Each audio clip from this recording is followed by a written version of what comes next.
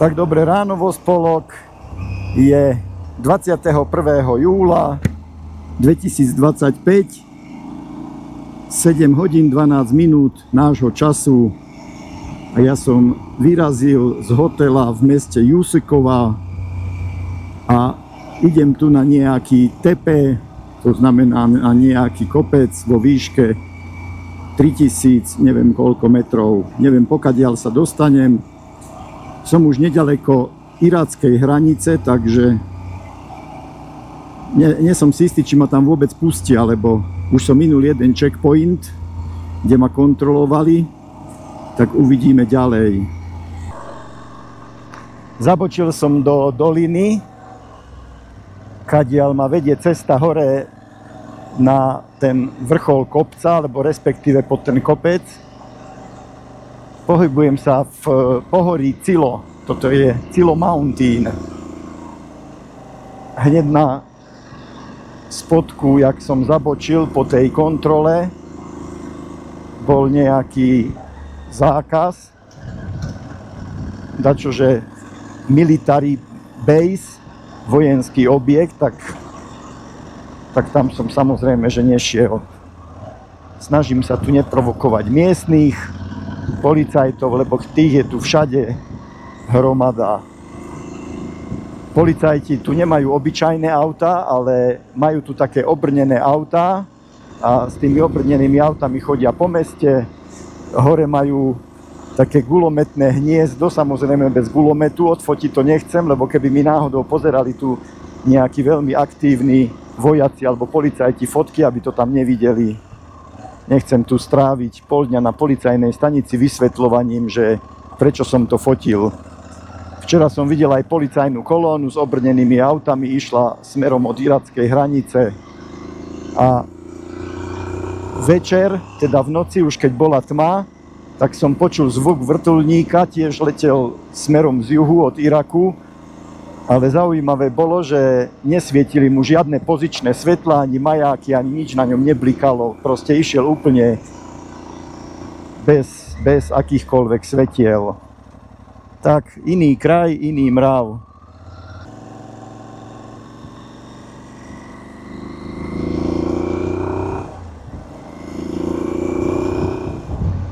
Dole si ma vojaci zase zapisovali.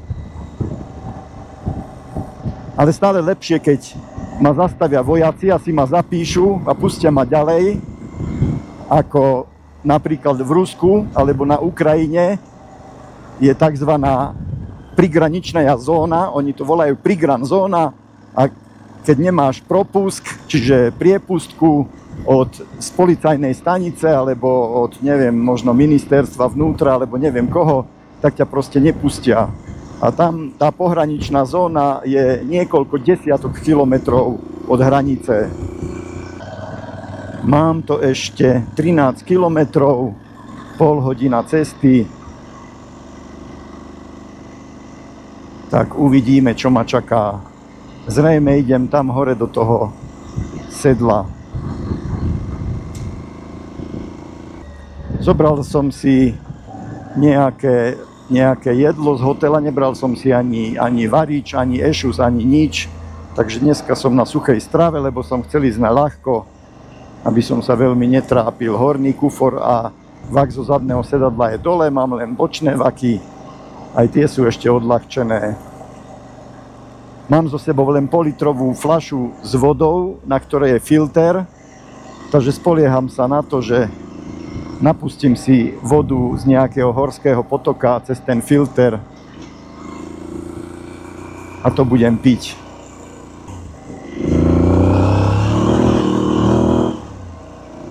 Troječka zaradená, rýchlosť aktuálne 55.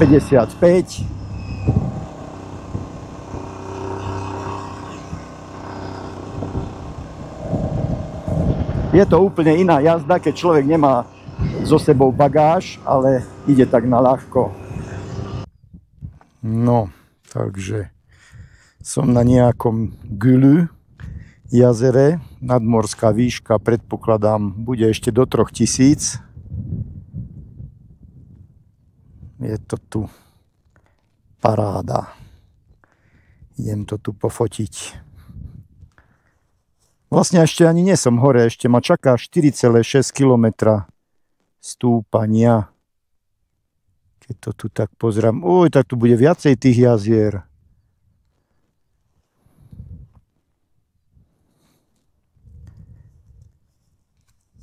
Tak idem najprv ďalej a potom to tu dofotím. Veru tak. Keď už mám zapnutú tú kameru, ináč nie sú tu ani odpadky, si iba sem tam dačo. Vyzerá to tu celkom inteligentne. Troječka, idem 50, dáme 4, cesta je exkluzívna. Tak toto bol zatiaľ najlepší výjazd, čo sa týka kvality ciest, aj čo sa týka prírody. Ako hovorím, everyday ma Turecko s niečím udivuje. No, tak tu máme Gülü, dokonca 2-krát Gülü napravo. Fuj, otvorím si príľbu, lebo sa nedá dýchať. A tu je ďalšie väčšie Gülü naľavo.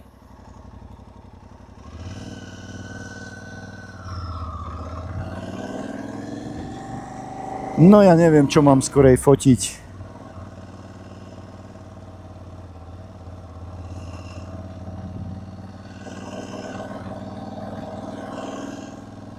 A zabočím tu na už.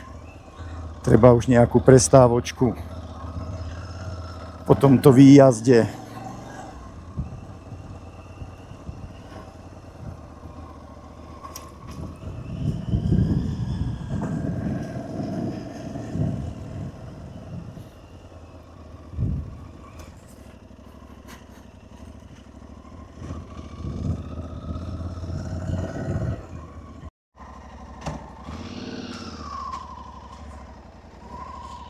Tak odchádzam od týchto pekných jazier. Je tu dosť veľa smetí, bohužiaľ.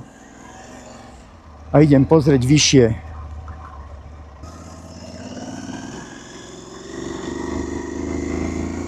Osem minút cesty.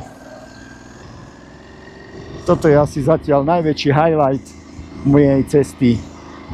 Len aj by som povedal najvzdialenejší, lebo dnešnú noc tu prespím v hoteli v meste Yeşiltaş a zajtra ráno po raňajkách balím kufre a odchádzam na sever k Čiernemu moru na severovýchod Turecka, takže ja to berem ako, že už sa začnem vracať.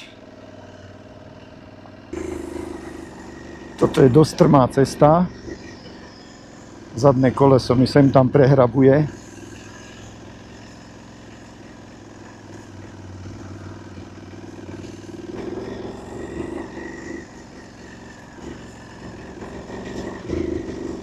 A už zďaleka nie je taká upravená ako tá ku tým jazerám. No ale už prečo by som nevyšiel celkom hore, keď sa dá.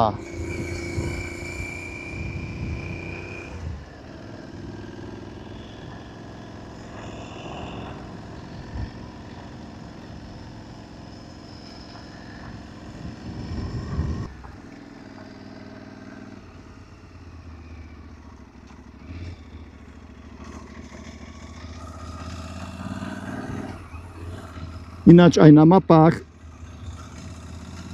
na Maps.me som videl, že niekde sa tu nachádza vojenský priestor.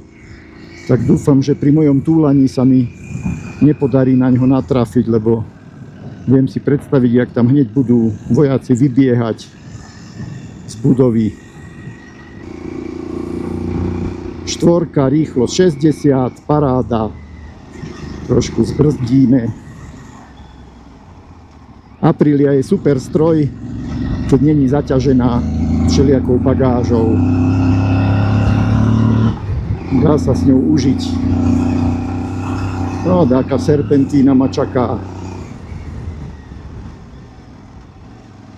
Tak, dáme jedničku.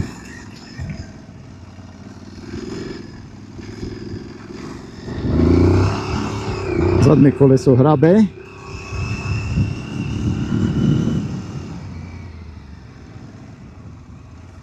No, tak tieto väčšie kamene sa mi nepáčia, ale no čo už. Predsa sa neotočím. Jak to hrabe.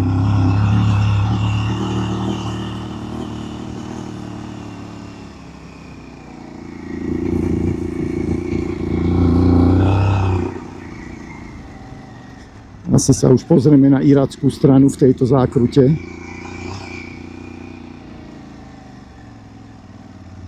No.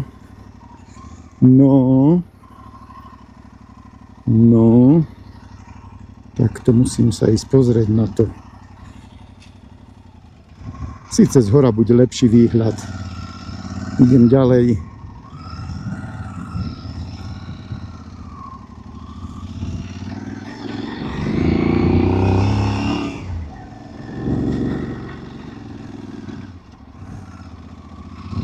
Čo to nevládze? Jednička zaradená, tak sa jej nechcelo hýbať.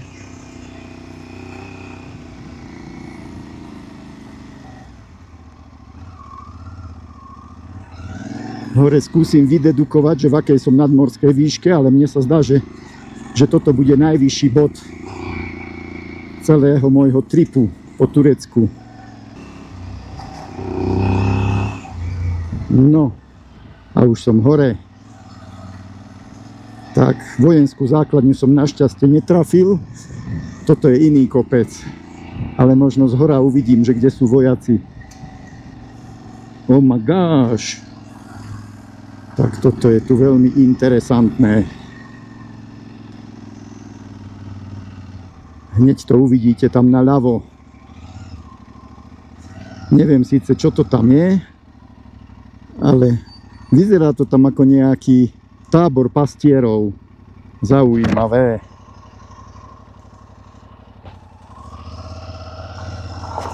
Aj toto sa tu v tomto štrku dák hrabe.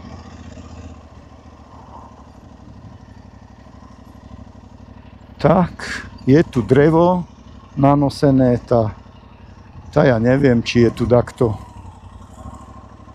Dúfam, že som netrafil ten vojenský objekt, ne, že tu takto vybehne na mňa. Vidím tu aj osnaté drôty.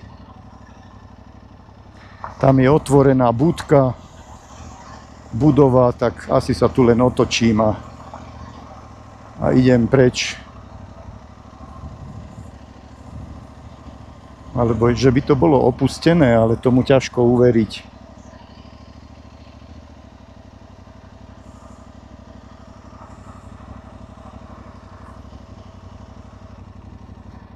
Tá nič, počkám chvíľu a keď nikto nevíde, urobím si tu fotky. Jusekova kábel, no fuj, to ani neviem prečítať. Generátor tu je.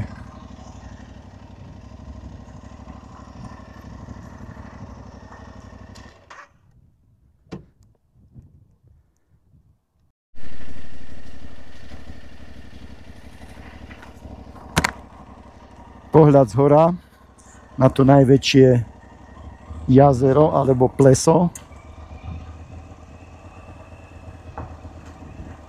Povedal by som, že ho môžeme nazvať plesom, lebo vzniklo len s roztopením snehu, ktorý tu v zime napadol. Ako vidíte, sneh ešte stále tu je na niektorých miestach. Idem dole ku jazerám a tam si urobím malú prestávku, urobím zo pár fotiek, lebo neviem, či títo bambusy hore na tej vojenskej základni, či mi nevymazali aj tieto fotky tu z dola, lebo Bars dlho tam v telefóne tam špekuloval.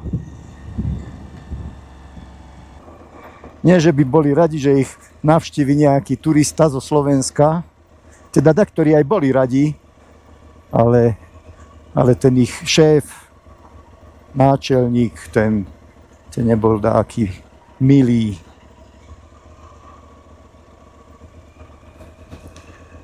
A ešte jeden mi kričí, že see you later, keď som odchádzal. No to taký, oný see you later. Kdeže ja tu ešte prídem?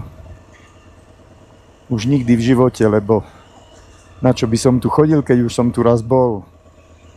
Je to tu nádherné, ale snažím sa tu pochodiť všetko, aby som sa tu nemusel už druhýkrát vracať, lebo je to veľmi, veľmi ďaleko. Toľko 1000 kilometrov a hlavne v tých horúčavách sem sa dolúskať po diaľniciach Maďarsko, Srbsko, Bulharsko, Turecko. Ďakujem pekne. Urobil som 2500 kilometrov po asfaltke, po diaľniciach, kým som sa dostal niekde do stredu Turecka, kde sa začalo to práve offroadenie. No, vyzerá to tak, že tu dorazili turisti, takže neviem, či ja tu vôbec ostanem. Idem asi k tomu prvému veľkému jazeru, lebo tu pri tých malých došli tí študenti s mikrobusíkom. No, už ich tam vidím. Ale tak teoreticky mohol by som si tu urobiť malú túričku, lebo dole bude peklo horúco a nechcel by som sa tu dostať. Nechcel by som sa dostať do mesta akurát, keď je najväčšia horúčava. No to presne, to sú študentíci. Ešte plus nejaké auto tu dorazilo. No ale ja idem tam k tomu vodopádu naľavo, čo je, tam si urobím takú malú túričku. Študenti na školskom výlete. Ináč som sa pýtal tých mladých chlapcov, starí samozrejme, že nevedia po anglicky, ale pýtal som sa mladých chlapcov, že jaký jazyk sa učia v škole, tak mi hovorili, že iracký, no oni že vraj sú z Iraku, iracký, turecký a kurdský. No tak s týmito jazykmi sa do sveta nedostanú.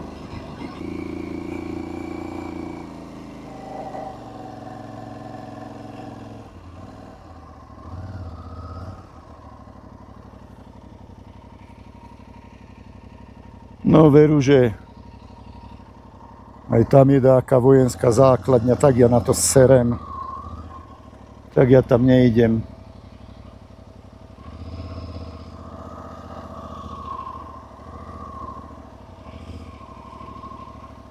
Či?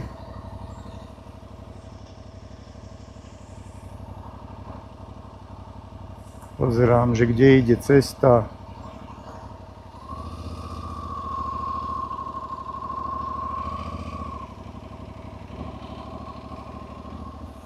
No to asi ide rovno pred bránu tej vojenskej základne, jasné, tam je ešte aj budka.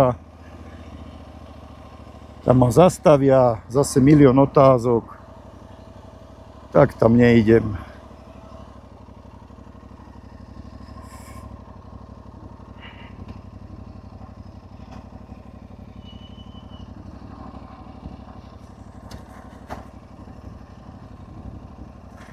Urobíme pohľad do doliny a asi idem domov, teda domov do hotela.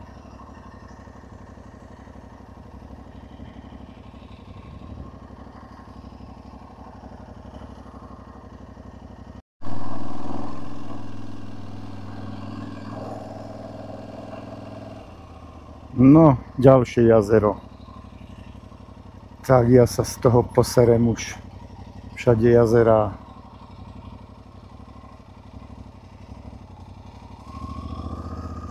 Tak idem trochu vyššie pozrieť. No, vyzerá to tak, že aj cesta je asi nezjazdná, lebo boli tu dáke zosuvy. Tu sa tiež takto otáčal a ďalej už nešiel.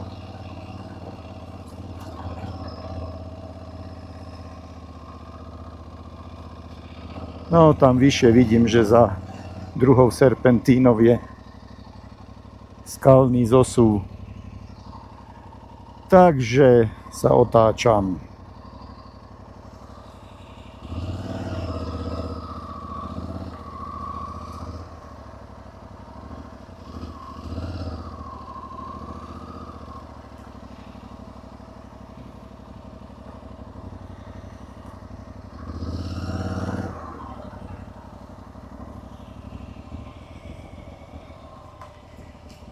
Tak neviem, čo mám robiť, či mám čakať na tú baraninu, alebo mám ísť dole.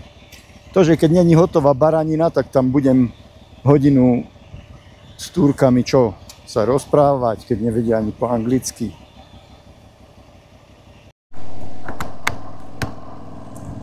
Tak priatelia, schádzam do doliny, lebo už sa mi tam nechcelo čakať na tú baraninu, čo sa tam varila. Tak idem pomaly dole. Čaká ma ešte jeden prejazd cez horský hrebeň naspäť do mesta Jusekova, kde mám hotel. Takže idem pomaly dole. Kameru pre istotu odložím, lebo kto vie, či títo vojačikovia netelefonovali hore-dole, alebo nebodaj si tam tí dole všimnú kameru a budú sa mi hrabať ešte aj v kamere. Stačí, že z telefónu mi vymazali fotky, čo som bol hore na tej ich vojenskej základni, aj keď to nebolo nijak označené, tak za to som tam vpálil. No len postupne povyliezali vojaci a ten ich náčelník, ten bol z nich najmúdrejší a vymazal mi fotky. Tu hore je príjemná teplota 25 stupňov, ale dole bude aspoň 35.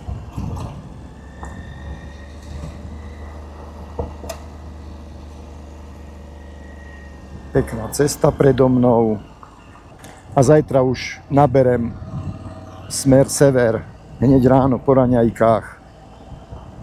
Idem k Čiernemu moru, prejdem cez pohorie Kačkár ku moru a potom sa zase budem vracať skrz pohorie smerom na západ. Budem aj pretínať povestnú cestu D915, ktorú nazývajú cesta smrti, ale takých ciest cesta smrti, alebo takých ciest smrti na svete je určite veľmi veľa. Je to tu nádhera, ten vodopád, všetko. Krása, ako v Alpách.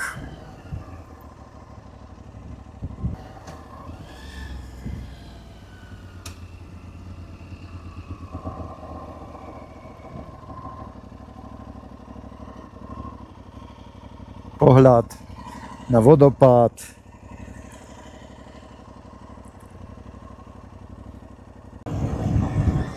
Ináč turistov je tu pramálo. Akurát tu boli tí irackí Kurdi, povedali, že sú z Iraku.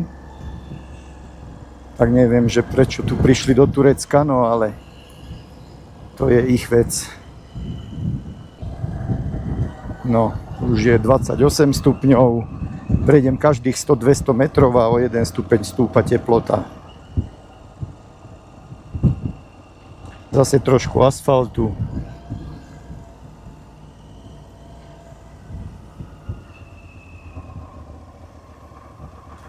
Koniec asfaltu a tu predo mnou zase kus asfaltu.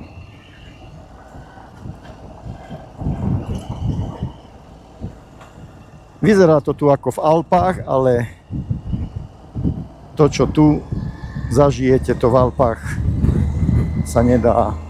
Tam je všade plno ľudí, plno turistov. Príliš vysoká komercia.